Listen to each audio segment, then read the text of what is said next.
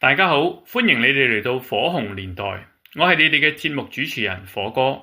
火紅年代係一個講經濟、民生、時事、娛樂，甚至乎玄學各樣話題嘅 channel。今日為大家帶嚟嘅就係玄學奇幻嘅話題，歡迎嚟到玄之又玄嘅節目系列。所謂玄之又玄，眾妙之門，相信好多人都知道係出自《道德經》。好多奧妙嘅事物係人難以理解嘅，就好似風水命理、幽靈鬼怪、巫術魔法、UFO、外星人等等，仲有各類型科學難以解釋嘅現象。我哋只係見其象而不明其理。今日火哥就同大家一齊帶住半信半疑嘅心態，用求真嘅態度去一探究竟。馬上開始進入今日精彩嘅話題之前，希望你幫手點讚、分享、訂閱，記得撳埋個鐘仔，等下次有新片嘅時候可以馬上通知你。唔該晒。多重人格與鬼符與佛教之間嘅關係，第三節。好啦，而家火哥咧就會講一講咧，即係宗教人士點樣判斷咧？一般嚟講咧，其實就係去一啲宗教場所啦，即係譬如返教會啊、去教堂啊，或者係入廟啊、廟宇啊。咁如果係所謂被附身嘅人咧嚇，被一啲邪魔外力附身嘅人咧，通常佢就會好抗拒呢啲地方嘅。嗱，精神病嘅人咧，照計正常就唔會特別抗拒去啲咩地方。咁但係呢啲咁嘅宗教場所，如果嗰啲真係俾一啲 possession， 即係俾啲附身嘅咧，其實佢會容易抗拒某啲地方，即係佢會比較會抗拒啦。咁呢個就係你精神病人照計你去邊度呢一樣啦嚇，就唔會特別抗拒啦。另外就係進行一啲宗教儀式啦，讀一啲經文啦、一啲咒語嘅時候咧，就會佢有好多劇烈嘅反應，同埋佢會害怕。咁呢啲都係咧，照計咧，你正常咧，如果你係純粹單純精神錯亂、單純一啲精神障礙嘅人咧，係唔會遇到嘅。咁所以咧，即係好多嘅宗教咧都有方法咧去檢驗佢到底有冇乜嘢到底係咪一種附身啦？例如我哋聽過嗰啲紅筷子係嘛，夾佢嘅中指係嘛，扭佢係嘛，咁亦都係如果基督教嘅就可能奉耶穌基督名問佢啦，係嘛？如果係一啲譬如禪宗喺一啲密宗啊成嘅，可能就會用一啲金剛杵啊，一啲金屬做嘅杵啊，做一啲拍打啊咁啊，將佢身上嘅邪靈趕出嚟啊，諸如此類啊咁樣。咁呢啲咧都係咧宗教常咧會做去嘗試去分別嘅嚇。咁所以咧呢個就好唔同啦嚇，即係話咧，如果你用藥物治療冇效果，用晒佢正式醫學嘅治療冇效果，檢驗過亦都發現到唔到有咩異常，咁咧就透過啲宗教嘅儀式一啲方法咧，可能有啲異常有啲反應，咁可能呢一種咧就係所謂嘅附身。咁我而家講翻今日嘅主題咧，就係點解多重人格我哋會會去諗到去鬼附呢樣嘢咧嚇。嗱，因為咧實在真係好奇怪，點解好奇怪咧？就係佢冇可能因為發展出另一個人格，會識咗一啲佢完全唔識得嘅語言。嗱，呢個真係好奇怪，係嘛？或者啲知識嚇。而確實咧，的確有咁嘅例子喎。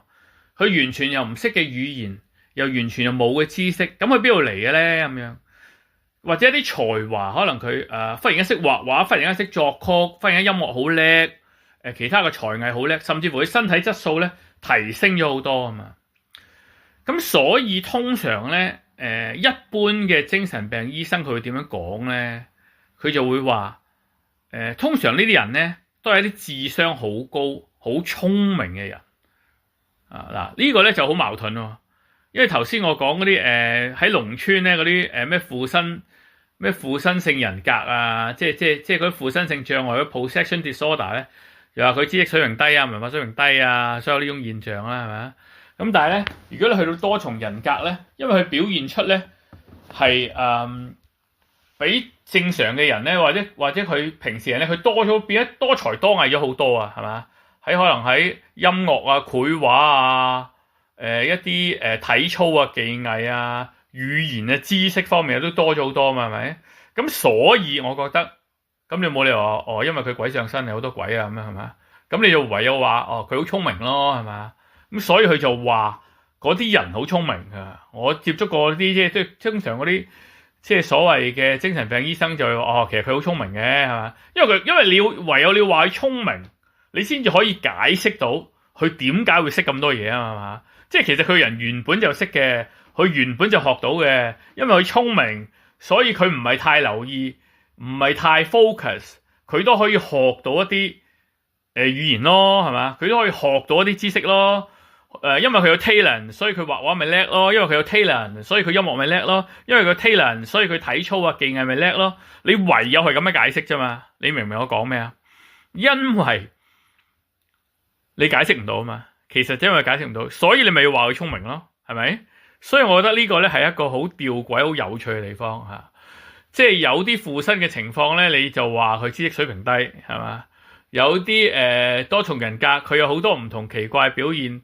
好多嘢係佢主人格唔識嘅，你又話佢個人本來好聰明，其實好聰明係嘛？你唯有去咁樣解釋咯，係嘛？你唔可以解釋話一種外力啊嘛，係嘛？咁但係咁你點樣解釋佢個視力有轉變咧？係咪由轉換啲人格由戴眼鏡唔需要戴眼鏡，或者由視力好正常變咗視力好模糊需要戴眼鏡咧？或者身體呈現某啲反應啊，呈現某啲敏感，呈現某啲反應咧？呢啲係咪完全係心理係可以影響到嘅咧？如果係啊，真係好犀利喎，係咪啊？即係你近視，你心理上嘅轉變可以令到你唔近視，係嘛？令到你視力變得非常之好。你心理上嘅轉變可以令到你體能提升咗好多，變得非常之靈活，非常之敏捷，係嘛？甚至乎表現得非常之有力量，係嘛？即係呢個就真係好奇怪。如果心理上可以做呢樣嘢咧，其實真係好值得研究落去開發。點解人可以透過心理去做到呢樣嘢？係嘛？去改變埋你身體嗰個機能狀況。除咗你嗰個知識狀況、你個語言狀況、你嗰個發聲、你嗰個講嘢，係咪？你個動態氣質改變之外，如果心理可以改變到呢啲嘢咧，咁其實好值得研究。人咧真係好多無限潛能可以去改進。如果唔係附身，唔係外力嘅話，當然啦。頭先我講過，佢喺即係94年嘅時候就已經咧改咗做解離身份障礙，係嘛？The Associative Identity Disorder 係個身份啫嚇，即係話佢轉換咗唔同嘅身份。簡單嚟講，好似講緊佢扮演唔同嘅角色嚇，唔同嘅身份咁樣，就唔係佢真係有好多嘅人格 multiple 嘅 personality 喺身體裏邊啊！即係所以佢哋其實傾向係 deny 呢樣嘢。不過當然啦，如果你承認有怪力亂神，你公開承認有怪力亂神嘅，如果你真係公開承認嘅咧，第一就係對你嘅專業一個好大嘅侮辱啦。第二就係如果你咁樣講咧，喺呢個界別嗰度咧，你好難生存啦，因為呢啲咁非主流、咁 we 混咁奇怪嘅嘢係嘛？咁所以咧，就好似阿麥啟樂醫生或者好多即係坦誠嘅精神病醫生咧，佢都話講一啲係佢哋科學解釋唔到現象，佢哋唔知點解嘅啊。咁所以到底呢個所謂多重人格障礙或者嗰啲附身性嘅障礙，嗰啲精神分裂啊，或者我哋用一啲宗教嘅儀式，去到啲宗教場所先至能夠治療到影響到嘅一啲所謂附身性障礙，所以喺精神病學上講，到底係咪先一啲鬼靈鬼怪嘅嘢咧？嗱，呢個咧好值得大家去諗嘅。咁當然講呢之前咧，有冇一啲比較正常啲或者叫科學啲、容易接受嘅解釋咧？咁其實咧有個叫卡翁榮格嘅咁佢同佢應該係弗洛伊德嘅徒弟 whatever， 或者叫做後嚟一個競爭對手啦大家嘅睇法唔同。咁佢有個好有趣嘅理論嘅，榮格卡翁有好有趣嘅理論嘅，就係叫集體潛意識咩叫集體潛意識咧？就即係話原來喺呢個宇宙喺呢個空間裏邊係有一樣嘢叫集體潛意識嘅，係將大家嘅潛意識都擺晒落去裏邊。歷世歷代好多人嘅潛意識，可能佢走咗啊、死咗之後咧，都會擺晒喺裏邊。甚至乎我哋而家生人嘅咧，都可能對裏邊咧有啲 connection 擺咗喺裏邊。即係簡單嚟講，好似一個互聯網，好似一個巨大嘅資料庫咁，但係佢就唔係用你而家上網透過 WiFi、透過broadband、透過寬頻去連接嘅，係透過你嘅精神，透過你嘅人有一刻，利用一啲精神嘅渠道去連接咗裏邊，咁你就可以攞到裏邊嘅知識，攞到裏邊嘅記憶，攞到裏邊嘅嘢。咁其實呢樣嘢都好 we run 嘅，係嘛？咁佢呢個咧就解釋咗頭先我講嗰啲嘢啊，即係點解有啲人會講出一啲佢自己唔識嘅語言，佢自己冇嘅知識，係嘛？點解會得到嗰啲嘢咧？就係因為從呢個集體潛意識嗰度嚟到。咁當然啦，因為卡翁係一個即係經典即係嘅心理學嘅即係其中一個泰斗級人物啦，所以你就唔會話佢傻，唔會話佢黐線嘅，大家就會接受。即係其實佢只係將玄幻奇怪嘅嘢包裝咗啫，係咪？即係今日有啲人所講嘅呢個係咪即係阿卡西記錄咧？即係宇宙嘅記錄晒一切嘅嘢，將宇宙起初到而家一路嘅嘢記錄低晒。咁大家上個記錄咧，就可以攞到啲資料，就可以幫到你自己，有好多啟發，好多嘅知識，好多嘢你都可以嗰度學到咧。係咪咁樣咧？咁樣嗱，呢個係一個好即係玄怪得嚟咧，又叫做有少少科學嘅講法啦。所謂集體潛意識係嘛？咁卡翁亦都我嚟解釋一啲人點解會有啲所謂前世嘅記憶啊。其實佢就話唔係嗰個人嘅前世，只不過咧係個集體潛意識。之前人留低落嚟嘅資料，佢攞咗落嚟啫。咁佢就以為係佢前世記憶，其實唔係嘅。咁呢個就係卡翁嘅講法。好啦，講到呢度咧，火哥要開始講佛教嘅講法，即係話佛教同呢啲所謂嘅附身性障礙，或者我哋今日嘅主題啦，多重人格，或者叫解離身份障礙。有咩關係咧？或者有咩 insight 可以睇到咧？咁樣大家知道啊，佛教係講輪迴噶嘛，係咪？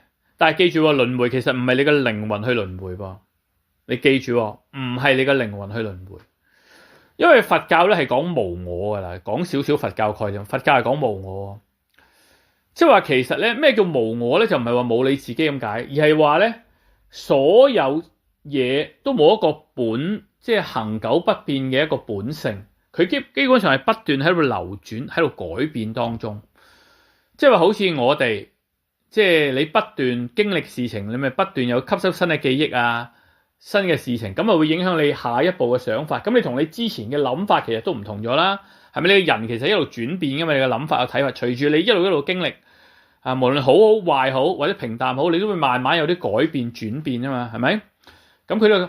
同埋咧，你人嘅細胞聽講話7年換一次啊嘛，啲人講係嘛？咁所以其實如果從一個物質層面咧，今日嘅你已經唔係聽日嘅你嚟㗎，因為你細胞不斷喺度更換緊啊嘛，無時無刻，所以呢種叫無我嚇。咁因為一個無我概念咧，所以佢唔可以有個靈魂，一個恆久嘅概念。佛教咧其實係唔接受嘅。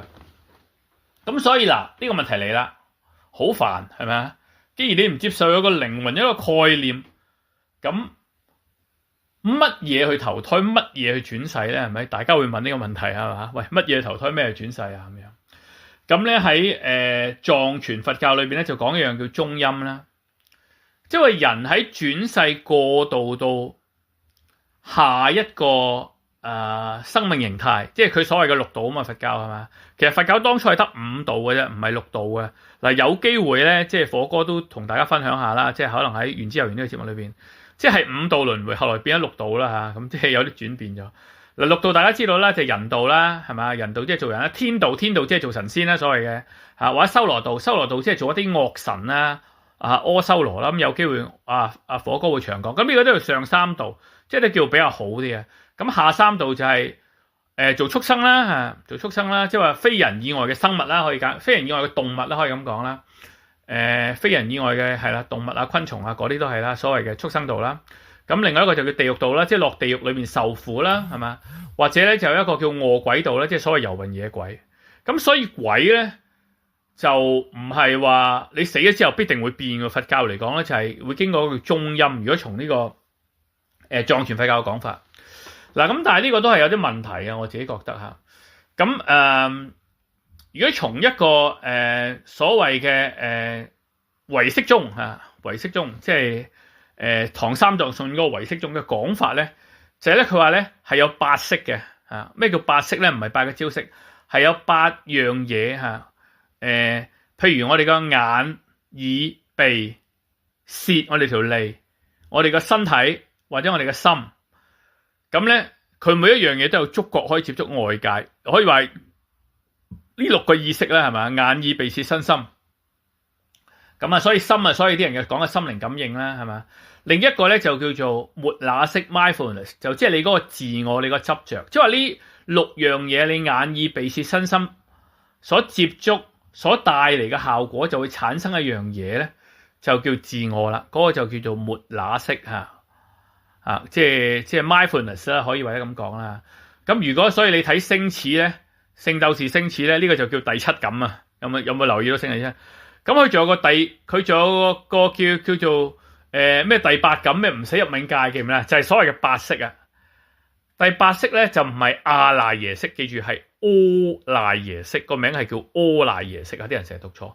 阿賴耶識係咩意思咧？其實即係種子或者倉庫咁解。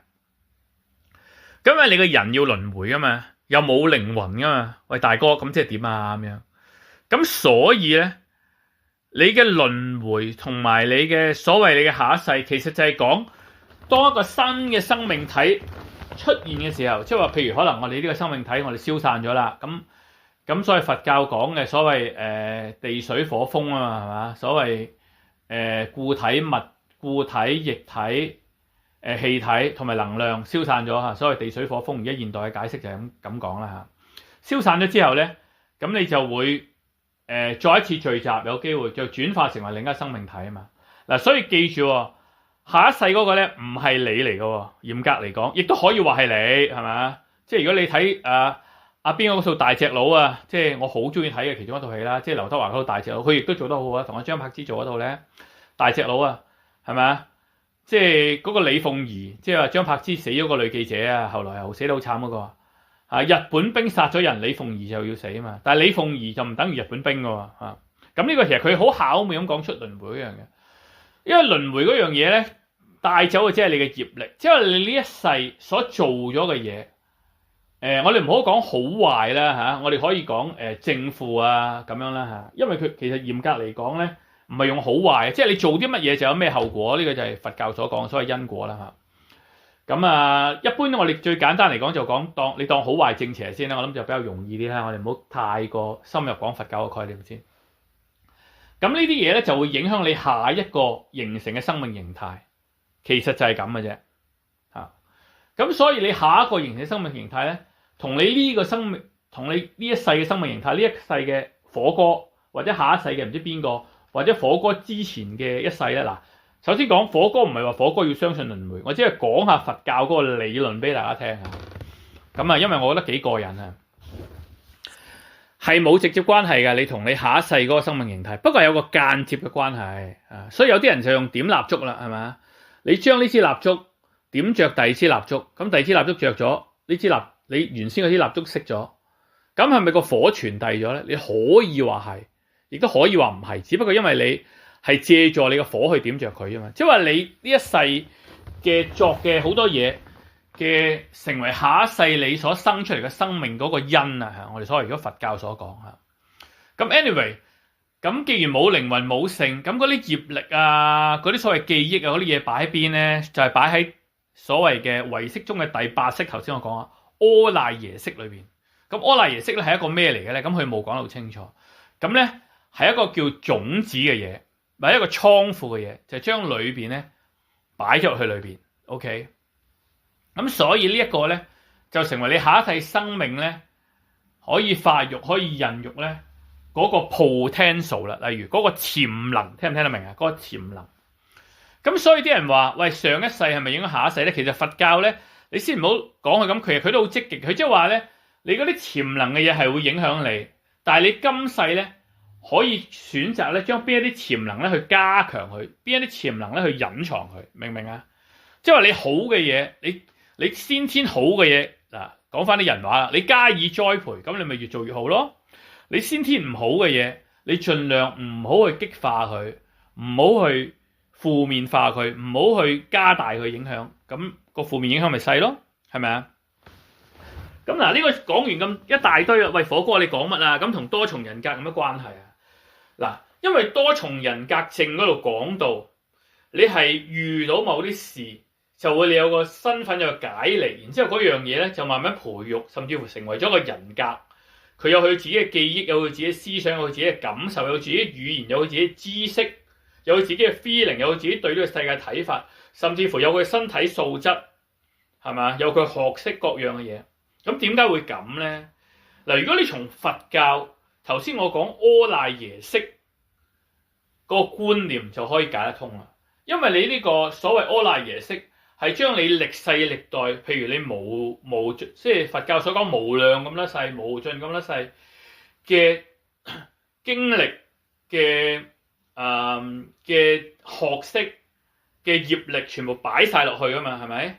遇到落去啊嘛，咁所以當你攞嗰樣嘢出嚟嘅時候，俾你激發咗嘅時候，所以咧佢就能夠所謂點解啲人天生有天賦有天才啦？呢個就係佛教嘅解釋啦。因為佢前世學過嘅咁樣，你今世再觸動佢，再培養佢，佢咪越嚟越好咯。或者可以好快 pick up 翻前世嘅嘢咯。咁我所以就可以解釋到點解啲人可以講佢唔同嘅語言，有佢唔同嘅知識，有唔同嘅技能，甚至乎有唔同嘅身體質素。呢啲就係喺阿賴耶識裏邊。簡單啲嚟講，就係所謂我哋嘅前世裏邊嘅某一個生命形態裏邊嘅特質。如果你叫火哥，火哥就會咁樣解釋。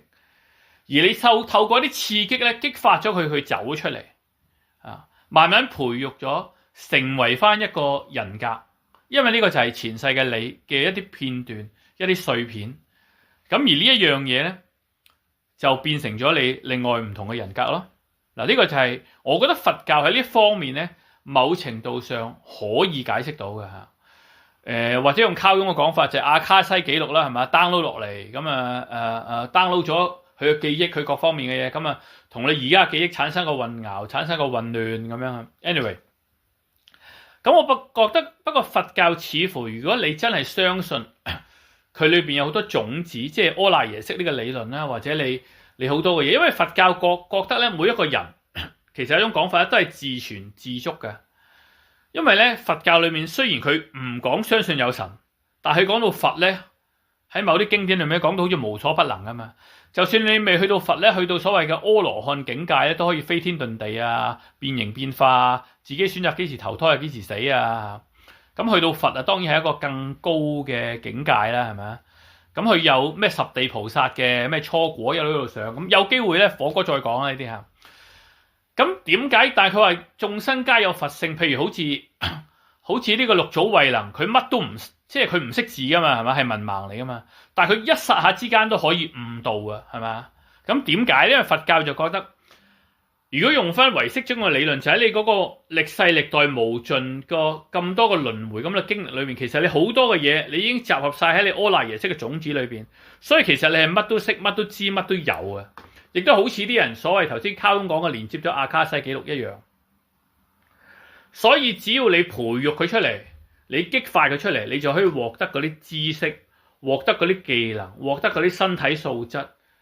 甚至乎你個身體個情況，你就可以男可以有女，變成一個女嘅形態，女可以變成一個男嘅形態。即係我而家講嗰啲多重人格嗰啲嘢，點解可以咁咧？因為本身喺你裏邊就已經有係自存同埋自足嘅。咁我覺得如果佛教呢個理論係真嘅啦，首先我要講如果先啊，因為我諗唔到咩近似嘅理論喺其他宗教度可以。處理到點解同一個人會有好多個人格，而嗰啲人格佢有咁獨立嘅思想啊、感情啊、行為同外界嘅睇法之餘，最重要就係佢嗰啲知識啊、佢嗰啲身體素質啊、佢嗰啲唔識嘅語言啊，點樣嚟咧？如果喺佛教呢個阿賴耶識嘅觀念咧，其實火哥覺得係解釋到，覺得係好有趣。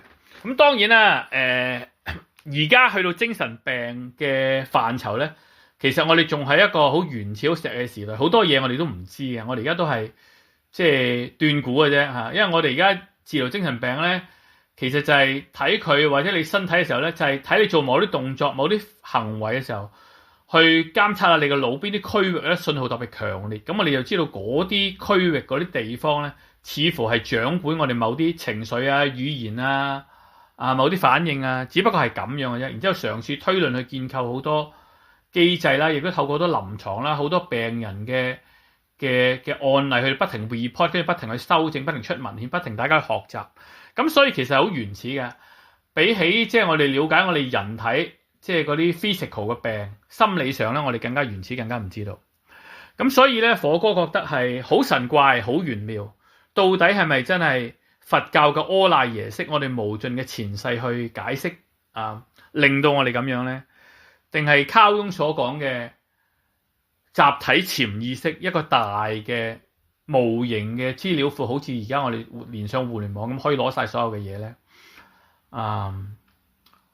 定係純粹係一啲刺激咗之後佢精神嘅現象咧？話佢好聰明，但係如果佢好聰明，咁佢憑乜嘢要識得一啲佢唔識嘅嘢，從來未學過嘅語言咧？係嘛？聰明唔係大晒噶嘛？係嘛？聰明都要有學習過程噶嘛？係咪啊？咁佢本身嘅知識底蘊、技巧底蘊嗰啲嘢喺邊度嚟嘅咧？係嘛？係嘛？定係一句 talent 就大晒咧？佢有天賦咁樣係嘛 ？Anyway，我覺得係好有趣嘅嗱。你可以講低你對多重人格症嘅睇法，對鬼父啊，對佛教啊，對剛才即係火哥所講阿賴耶識嘅理論嚟解釋多重人格嘅睇法歡迎你喺下邊留言火哥分享到呢度，多謝大家聽到嚟呢度。臨走前希望你已經訂閱咗、分享咗俾朋友同埋點讚咗，呢一個簡單嘅舉動就能夠令本台茁壯成長，為你提供更多更好嘅節目。我哋下次見啦。